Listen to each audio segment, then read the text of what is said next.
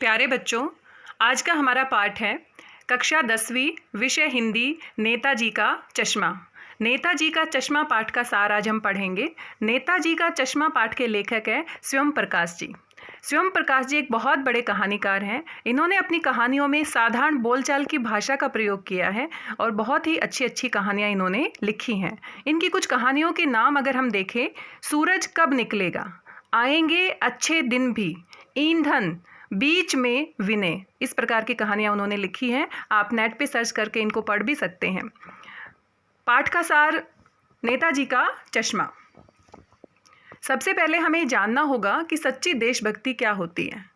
कहीं ना कहीं इस पाठ में दिखाया गया है कि कोई भी साधारण व्यक्ति अपनी देशभक्ति को बड़े ही साधारण तरीके से दिखा सकता है। उसको किसी प्रकार के जंग के मैदान में जाने की आवश्यकता नहीं होती, दुश्मनों के साथ लड़ाई लड़ने की ही आवश्यकता नहीं होती। जो साधारण जीवन हम जीते हैं उसमें भी बहुत सारी ऐसी बातें आती हैं जहां हम अपनी सच्ची देशभक्ति दिखा सकते हैं।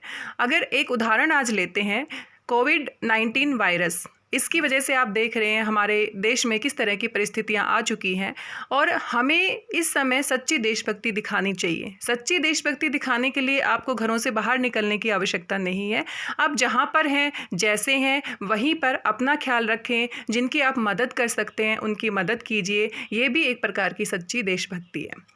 पाठ में मुख्य रूप से 3 किरदार हैं, हालदार साहब, दूसरे हैं कैप्टन और तीसरे हैं पानवाला। ये तीनों ही किरदारों के माध्यम से इस पूरे पाठ की कहानी को बड़े ही सुंदर शब्दों में पिरोया है स्वयं प्रकाश जी ने। इस पाठ के माध्यम से लेखक ने देश के उन गुमनाम नागरिकों के महत्वपूर्ण योगदान का वर्णन किया है जो देश के निर्माण में अपने अपने ढंग से काम करते हैं। कैप्टन चश्मे वाला की महत्वपूर्ण भूमिका है इस पाठ में और उनकी जो देशभक्ति है उनके कस्बे तक सीमित है। वो कहीं जंग के मैदान में नहीं गए, लेकिन जहाँ पर हैं वहीं पर अपने देश के प्रति भक्ति निभा रहा है। हालदार साहब कंपनी के काम से एक कस्बे में हर 15 दिन में चक्कर लगाते हैं और कस्बे में जब वो जाते हैं तो चौराहे पर उनको एक मूर्ति दिखाई देती है, नेताजी सुभाष चंद्र बोस की मूर्ति। कुछ समय पहले नगर पालिका ने इस मूर्ति को नगर पालिका के चौक पर, चौराहे पर इसको स्थापित करवाया था और मूर्ति बनाने का जो काम था वो स्कूल के ड्राइंग मास्टर मोतीलाल को दिया गया था। अब सवाल ये आता है कि ये कार्य मोतीलाल मास्टर जी को ही क्यों दिया गया। हो सकता है कि किसी अच्छे मूर्तिकार को भी दिया जा सकता था जो इस मूर्ति को और अच्छे तरीके से और बेहतर तरीके से बना सकता था, लेकिन जल्दी जल्दी में जैसे तैसे इन्होंने ये काम मास्टर जी मोतीलाल जी को दे दिया और मोतीलाल जी ने भी ये आश्वासन दिलाया कि इस मूर्ति को महीने भर में बनाकर मैं तैयार कर दूंगा। मोतीलाल जी ने बड़ी मेहनत करके महीने से पहले ही इस मूर्ति को तैयार कर दिया और मूर्ति बनाते वक्त उन्होंने नेताजी का चश्मा भी बनाया था, क्योंकि आप सभी ने नेताजी की जो फोटो देखी है, जो चित्र देखा है या कहीं पर भी उनकी मूर्ति लगी हुई देखी है, तो एक पहचान हमारे मन में है कि नेताजी सुभाष चंद्र बोस हमेशा चश्मा पहनकर रखते थे। तो चश्मा उनकी पहचान भी है। उनकी मूर्ति अगर हम बनाते हैं, उनका चित्र अगर हम देखते हैं और वो बिना चश्मे के दिखाई देता है तो कहीं ना कहीं कुछ अधूरा सा लगता है। मोतीलाल जी ने भी मूर्ति बनाते वक्त उनका चश्मा बनाया था, लेकिन गलती से वो चश्मा टूट जाता है और मूर्ति इतनी जल्दबाजी में लगाई गई चौराहे पर कि दोबारा से चश्मा नहीं बनाया गया और बिना चश्मे की मूर्ति को ही स्थापित कर दिया गया। आप चित्र में देख रहे हैं कि ये हमारे कैप्टन जी हैं, कैप्टन चश्मे वाले। इसके बारे में हम बाद में बात करेंगे। मूर्ति आप दिखाई दे रही है मूर्ति आपको, और जो मूर्ति है इसको एक विशेष आकार से बनाया गया है। लगभग छाती तक का इनका मूर्ति बनाई गई है और इस प्रकार की मूर्ति को एक विशेष नाम दिया गया है, बस्ट। जो आप देख रहे हैं चित्र में, इस मूर्ति को हम कहते हैं बस्ट। मूर्ति को बनाकर चौराहे पर स्थापित कर दिया गया। आसपास के लोग जैसे ही मूर्ति को देखते तो उनके मन में देशभक्ति की भावना जागृत होती और इस मूर्ति को लगाने का उद्देश्य भी यही था कि कहीं ना कहीं हम अपने देश के जवानों को, हम अपने देश के उन शहीदों को, वीर महापुरुषों को भूल जाते हैं। तो इस तरह की मूर्तियां स्थापित कर कर आगे आने वाली पीढ़ियों को और जो हमारी देश की जनता है उसको देशभक्ति का एहसास दिलाया जा सके, उनको देखकर उनको याद किया जा सके। जैसे ही लोग इस मूर्ति को देखते तो उनको देखने में कुछ अजीब सा लगता, कुछ कमी सी महसूस होती। और फिर कुछ सोचने के बाद लोगों को पता चलता कि हाँ, शायद नेताजी का चश्मा नहीं लगा है, इसी कारण से ये मूर्ति हमें पूरी दिखाई नहीं देती। क्योंकि उनकी जहाँ पर भी चित्र है, उनका जहाँ पर भी मूर्ति हम देखते हैं, बिना चश्मे के किसी प्रकार की मूर्ति हमने उनकी नहीं देखी। हालदार साहब इस कस्बे में बार बार चक्कर लगाते रहते थे। हर 10 से 15 दिन में वो यहाँ पर आते रहते थे। हालदार साहब जब भी कस्बे में घूमने आते, जब भी कस्बे की जांच करने आते, तो चौराहे पर लगी इस बस्ट को, इस मूर्ति को जरूर देखते। और मूर्ति को जब वो देखते तो उनका जो चश्मा है वो अलग अलग तरह का चश्मा दिखाई देता। जैसे ही वो पहली बार यात्रा करने यहाँ इस कस्बे में आए तो उनका चश्मा कुछ अलग प्रकार का था। अगली बार जब वो यात्रा करने आते हैं तो चौराहे पर लगी मूर्ति को देखते हैं तो उनका चश्मा बदला हुआ है। और इस तरह से वो बड़े हैरान हो जाते हैं कि मूर्ति का चश्मा कैसे बदल जाता है। और वैसे भी मोतीलाल जी ने चश्मा जो बनाया था मूर्ति का, मूर्ति बनाते वक्त वो तो टूट गया था।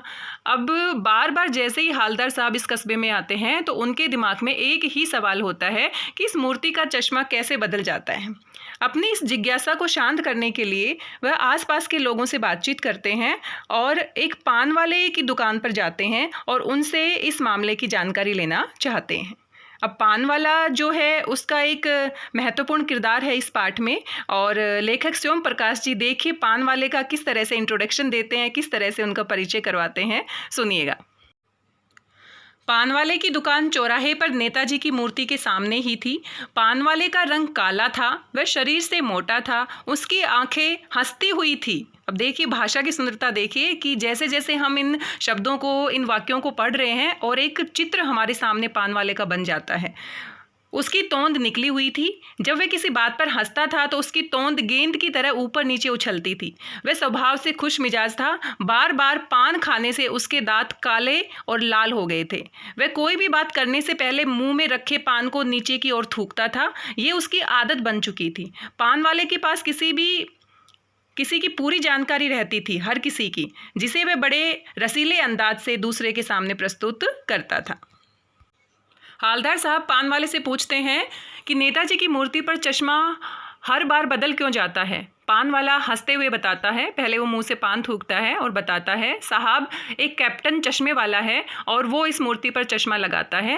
वो कैप्टन चश्मे वाला चश्मे ही बेचता है। एक फेरी वाला है, एक जगह से दूसरी जगह पर घूमता रहता है और तरह तरह के चश्मे बेचता है। वो एक चश्मा नेताजी की मूर्ति पर लगा देता है, लेकिन कोई ग्राहक जब उसके पास आता है और वो कहता है कि हमें इसी तरह का चश्मा चाहिए जो नेताजी की मूर्ति पर लगाता है, तो वही चश्मा निकाल कर वो ग्राहक को दे देता है और जो उसके पास दूसरे चश्मे होते हैं वो लगा देता है। इस तरह से जो कैप्टन चश्मे वाला है वही इस मूर्ति पर चश्मे लगाता है।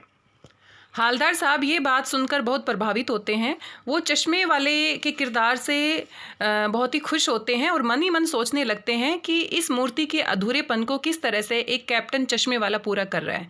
उनके दिमाग में एक सवाल आता है कि ये कैप्टन क्यों कहते हैं इसको, क्या वो किसी फौज में सिपाही था, इसी वजह से उसको कैप्टन कहते हैं। तो वे पूछते हैं पान वाले से कि ये कैप्टन कौन है, क्या कोई फौज में सिपाही था।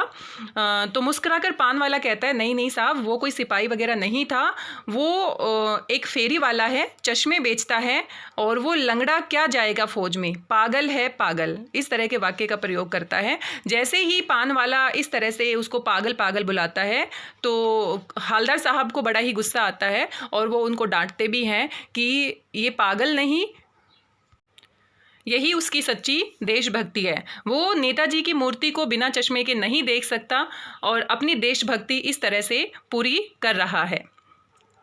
साथ ही पान वाला बताता है कि कैप्टन चश्मे वाला एक पतला सा बूढ़ा आदमी है और वह चश्मे बेचता है और एक पैर से लंगड़ा भी है, उसका एक पैर नहीं है। उसके पास एक संदूकची है और एक बांस है। आप फोटो में देख सकते हैं, साइड में उसका चश्मे का जो स्टैंड है वो लगा हुआ है, उस पर तरह तरह के चश्मे हैं और उनका एक पैर नहीं है। उनके साथ में एक संदूक टाइप से रखी हुई है और वो किस तरह से मूर्ति पर चश्मा लगा रहे हैं।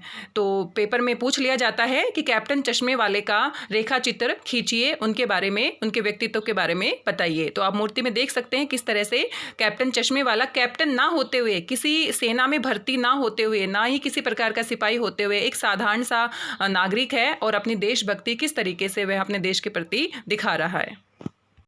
हालदार साहब भी मन ही मन कैप्टन चश्मे वाले की तारीफ़ करते हैं और उनके किरदार से बहुत प्रभावित होते हैं। साथ ही हम देख सकते हैं कि हालदार साहब एक कलेक्टर हैं, एक बड़े अधिकारी हैं, लेकिन फिर भी जब वो कस्बे में जाते हैं तो चौराहे पर लगी मूर्ति को बड़े ध्यान से देखते हैं। इससे पता चलता है कि वे खुद भी एक बहुत बड़े देशभक्त हैं और वो चाहते हैं कि ये देशभक्ति की भावना हमारे हर किसी नागरिक में, हर किसी बच्चे के मन में उत्पन्न रहे। और कस्बों शहरों में लगी हुई ये चौराहे पर मूर्तियाँ हमें इसी बात की याद दिलाती है कि किस तरह से हम उन महान पुरुषों को हमेशा याद रखें, उनके जीवन से प्रेरणा लें और अपने जीवन में उनके अच्छे गुणों को अपनाएं, अपने तरीके से अपनी देशभक्ति को हम निभाएं।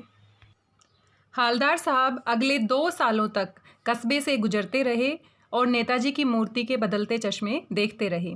एक बार हालदार साहब उधर से गुजर रहे थे तो उन्हें नेताजी की मूर्ति पर चश्मा दिखाई नहीं दिया। उस दिन अधिकांश बाजार बंद था। अगली बार फिर हालदार साहब वहाँ से गुजरे तो उन्हें नेताजी की मूर्ति पर चश्मा दिखाई नहीं दिया। हालदार साहब ने पान वाले से पूछा कि नेताजी का चश्मा कहाँ गया, क्योंकि हालदार साहब बहुत हैरान हो गए थे कि मूर्ति पर चश्मा क्यों नहीं है, क्योंकि हर बार जब वो यहाँ पर जाते थे तो उनको मूर्ति पर चश्मा दिखाई देता था। पान वाले ने उदास होकर बताया कि चश्मे वाला कैप्टन मर गया। जो बूढ़ा व्यक्ति था, जो कैप्टन चश्मे वाला था, जो बार बार उनकी मूर्ति पर चश्मे लगाता था, अब उसकी मौत हो चुकी है। हालदार साहब ये सुनकर चले गए। कैप्टन के मरने के बाद हालदार साहब ये सोचने लगे कि उस देश का भविष्य क्या होगा, जिनकी जनता देश का निर्माण करने वालों पर हंसती है। हालदार साहब 15 दिन बाद फिर उस कस्बे से गुजरे। उन्होंने पहले ही सोच लिया था कि इस बार मूर्ति पर चश्मा नहीं मिलेगा, क्योंकि उनको पता लगा था कि कैप्टन चश्मे वाला जो उनकी मूर्ति पर चश्मा लगाता था वो अब नहीं रहे। लेकिन जैसे ही हालदार साहब वहाँ से गुजरते हैं, ना चाहते हुए भी जब चौराहे पर मूर्ति को देखते हैं तो उस पर चश्मा पाकर वो हैरान हो जाते हैं। नेताजी की मूर्ति पर चश्मा इस बार सरकंडे का चश्मा था। छोटे छोटे बच्चे जो तिनकों से एक चश्मा बना दिया था छोटे बच्चों ने, और बच्चों ने वही चश्मा मूर्ति पर लगा दिया था, क्योंकि बच्चे मूर्ति को देखकर सोचते थे कि बिना चश्मे की मूर्ति अच्छी नहीं लगेगी। और इस बात को देखकर हालदार साहब बहुत भावुक हो जाते हैं। उन्होंने बच्चों की भावना का सम्मान करने के लिए मूर्ति के सामने अटेंशन खड़े होकर नेताजी को प्रणाम किया और सोचा कि आज भी बच्चों के दिलों में देशभक्ति की भावना जीवित है। और इसी भावुक पल के साथ इस पाठ की समाप्ति हो जाती है। तो बच्चों, हमने देखा पूरे पाठ को किस तरीके से एक बहुत ही अच्छी सोच को हमारे सामने प्रस्तुत किया गया है, और हम भी इससे यही सीखते हैं कि हमें किसी भी प्रकार की देशभक्ति दिखाने का मौका मिले तो हमें करना चाहिए। इस पाठ के प्रश्न उत्तर अगले वीडियो में हम डिस्कस करेंगे। वीडियो बहुत लंबा हो जाता है, एक वीडियो में सब कुछ करना पॉसिबल नहीं होता। पूरे पाठ की PDF मैं डिस्क्रिप्शन बॉक्स में उसका लिंक सेंड कर दूंगी, आप वहां पर पढ़ सकते हैं। अपनी पाठ्य पुस्तक से भी आप पढ़ सकते हैं। उम्मीद है आपको पाठ समझ में आया होगा। अगले वीडियो में हम इसके प्रश्न उत्तर करेंगे। तब तक घरों में रहिए, सुरक्षित रहिए। घरों में रहना और अपने आप को सुरक्षित रखना और दूसरों की मदद करना, ये भी एक प्रकार की देशभक्ति है जो हम इस समय में दिखा सकते हैं। हमारे देश को सभी की देशभक्ति की जरूरत है। सभी नागरिक एकजुट होकर अगर इस समस्या से लड़ेंगे तो एक ना एक दिन हम जरूर इससे सुरक्षित बाहर निकल पाएंगे। धन्यवाद बच्चों, ऐसे ही आप पढ़ते रहिए। आप जिस तरह से काम कर रहे हैं वो बहुत ही अच्छा काम कर रहे हैं, और आपको इस तरह से काम करते हुए देख के हमें खुद भी प्रेरणा मिलती है। पढ़ते रहिए, स्वस्थ रहिए, मस्त रहिए, व्यस्त रहिए। Thank you very much. मिलते हैं अगले वीडियो में।